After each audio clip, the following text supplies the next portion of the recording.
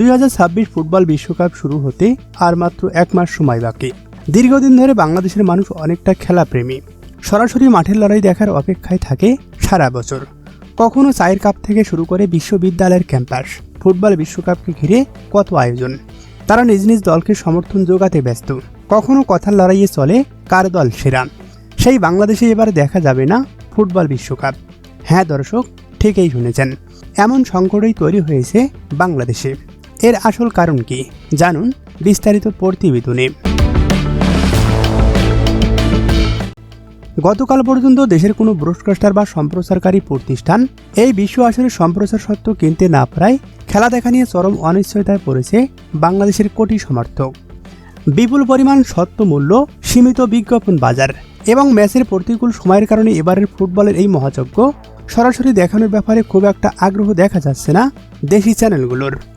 4 বছর আগে সরকারি চ্যানেল বিটিভি টেরিটোরিয়াল সত্ত্ব কিনেছিল। পাশাপাশি বেসরকারি স্যাটেলাইট চ্যানেল টি স্পোর্টস ও জিটিভি সত্ত্ব সংগ্রহ করে 64 ম্যাচেই সরাসরি সম্প্রচার করেছিল। আর ডিজিটাল স্ট্রিমিংয়ের দায়িত্ব ছিল ট্রফির। তবে এবারের চিত্রটা একেবারেই ভিন্ন। বাংলাদেশে বিশ্বকাপের মিডিয়া সত্ত্ব পাওয়া সিঙ্গাপুর ভিত্তিক প্রতিষ্ঠান স্প্রিংবক পিটিআই লিমিটেড বিশাল অঙ্কের অর্থ দাবি করায় এখন পর্যন্ত কোনো কুল কিনারা হয়নি। তথ্য ও সম্প্রচার মন্ত্রী জহিরুদ্দিন স্বপন সংবাদ মাধ্যমকে জানিয়েছেন, বর্তমান আর্থিক পরিস্থিতি ও আগের চুক্তি নিয়ে দুর্নীতির অভিযোগ থাকায় সরকার এবারের সত্ত্ব কিনতে রাজি নয়। সূত্রের খবর অনুযায়ী বিটিভির কাছে স্প্রিংবক $1,23,00,000 দাবি করেছেন, যা বাংলাদেশি মুদ্রায় 150,98,00,000 টাকা।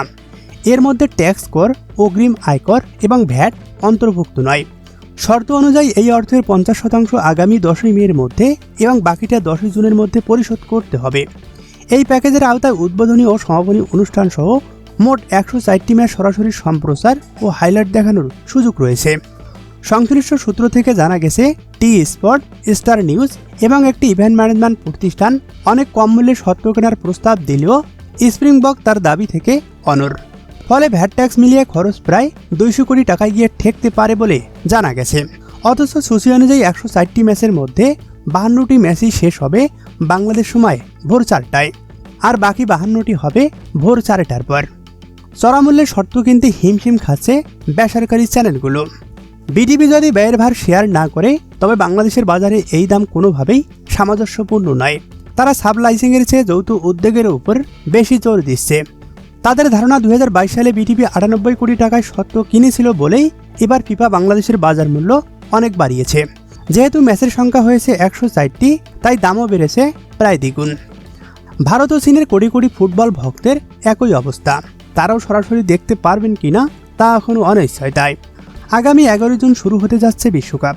হাতে সময় এতটাই কম যে চুক্তির চূড়ান্ত অবকাঠামো সাজানো এবং বিজ্ঞাপন বিক্রি করার সময়ও খুব একটা নেই।